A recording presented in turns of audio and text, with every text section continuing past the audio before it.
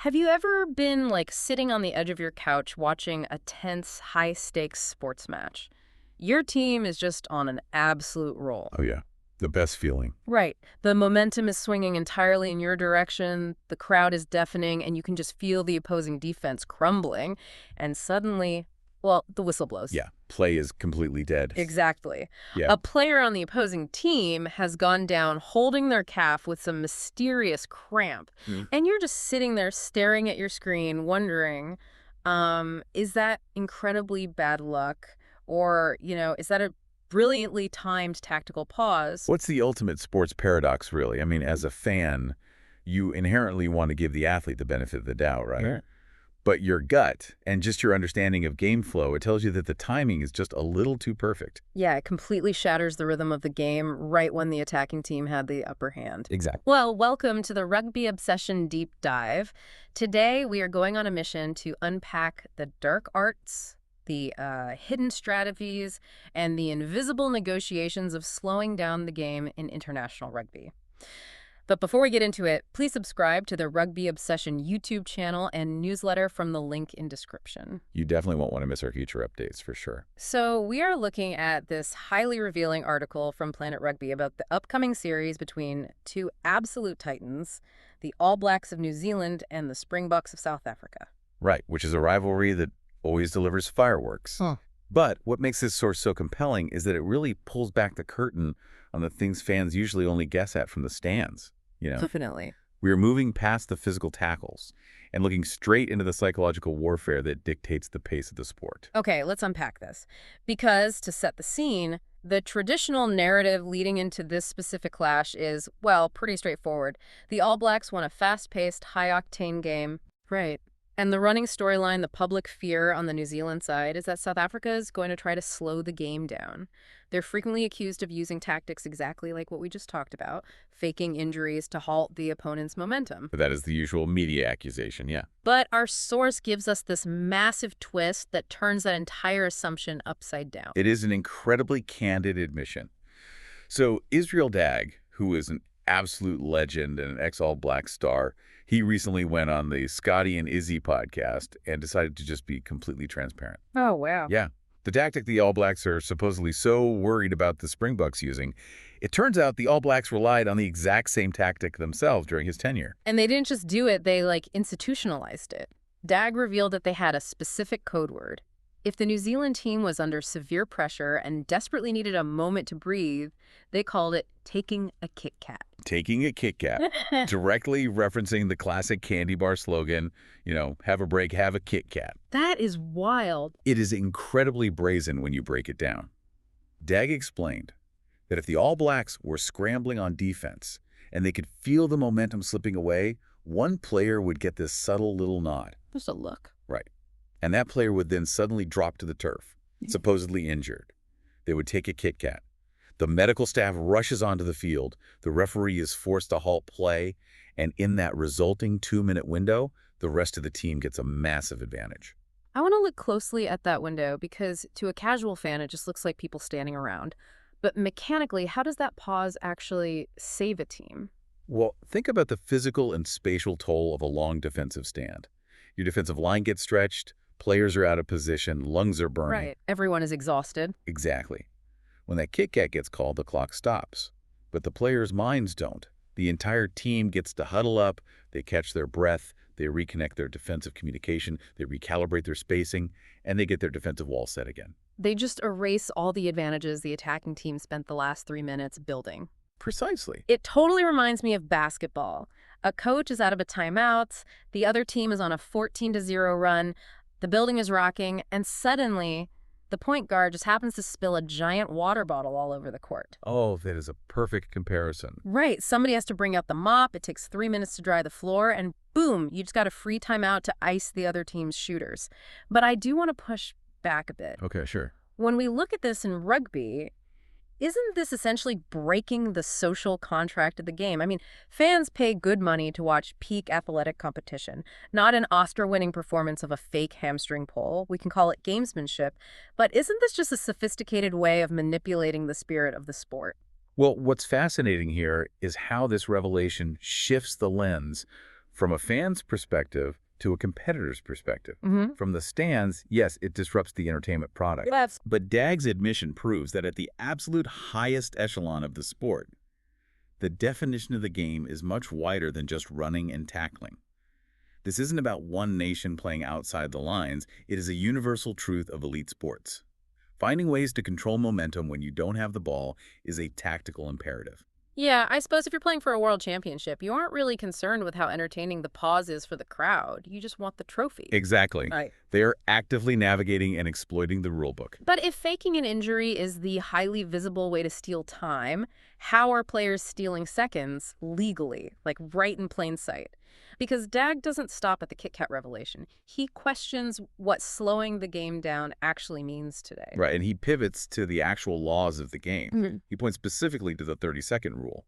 So in modern rugby, once a mark is set by the referee for a set piece, like a scrum or a line-out, teams have exactly 30 seconds to form up and get the ball back into play. And a scrum takes a lot of physical coordination, so that rule was instituted explicitly to speed the game up, right? Yes, to stop teams from dawdling. But, reading Dagg's perspective, the reality on the pitch is entirely divorced from the rule book. You can't tell me the referee is standing out there staring at his wristwatch, literally counting 1, 2, 3 out loud. Right. They have too much else to manage. Exactly. The players know that 30 seconds is really more of a suggestion. It's a highly flexible window. It's a buffer zone. Yeah. Yeah. If a team takes 36 or 38 seconds, a referee rarely penalizes them. No ref wants to decide a massive international match based on a technical timekeeping penalty. Wow, that makes so much sense. By the way, if you are enjoying this breakdown, just a quick reminder to subscribe to the Rugby Obsession YouTube channel and newsletter from the link in description. We really appreciate your support. We definitely do. But here is where it gets really interesting, because after admitting to the fake injuries and the stalling, Dagg takes the heat entirely off the players. He does. He says his personal opinion is that the real culprit, the thing actually slowing the game down to a crawl, isn't the athletes. It's the television match officials, the TMOs. This raises such an important question about the modern evolution of sports. The TMO is the equivalent of VAR in global soccer, or the video replay booth in the NFL. Right. It was introduced to ensure perfect officiating. But Dagg argues that this pursuit of absolute perfection naturally conflicts with the organic, fast pace that teams like the All Blacks desperately want to play. If you follow the Premier League or the NFL, you know exactly how frustrating this is. A player scores a brilliant goal, the crowd erupts, and then you wait. We spend 4 agonizing minutes watching slow-motion replays from 7 different angles to see if someone's big toe is offside. Precisely. And in a physical game like rugby, that pause is lethal to momentum. Dagg is essentially arguing that the administrative structure of the game breaks the flow far worse than a fake cramp ever could. You have these hyper-fit athletes just standing around in the cold, waiting for a guy in a truck to make a decision. It's a huge shift in perspective. But the article also brings in Dagg's podcast co-host, Scotty Stevenson, and he comes at it from a totally different, much more tactical angle. Yeah, Stevenson agrees fake injuries are an issue, but he argues the real battleground for game speed is what happens at the breakdown, the ruck. Let's break down the mechanics of this because it's vital. Why is the speed of the ruck so important? It is entirely about defensive structure. If the attacking team can win that ball at the breakdown and pass it out in 1 or 2 seconds, they have fastball. The defense is scrambling backward. There are gaps everywhere. They are totally unorganized. Right. But if the defending team can disrupt that ruck, if they can get their hands in there and delay the ball coming out for 4 or 5 seconds, they create slow ball. In those extra 3 seconds, the defense forms a flat, impenetrable wall across the field. And Stevenson makes a really sharp observation about how this slow ball is actually created. He says modern referees have developed this habit of coaching players in the middle of the chaos. Yes. Instead of just blowing the whistle and penalizing, they verbally manage the players. You'll hear them constantly shouting things like, "Hands off now," or "Roll away." It's exactly like a teacher in a noisy classroom. Oh, absolutely. If a teacher tells the class to quiet down 3 times before actually handing out a detention, the students quickly learn the boundary. They keep chatting right up until that final tone of voice. So if I'm a rugby player and I know I get a 2-second grace period of the ref yelling at me, why wouldn't I exploit that grace period every single time? If we connect this to the bigger picture, you hit the nail on the head. By offering that verbal grace period, The referee inadvertently dictates the entire tactical flow of the match. A defensive player might take a second crack at the ball, risking the warning, just to ensure the attacking team can't get that quick possession.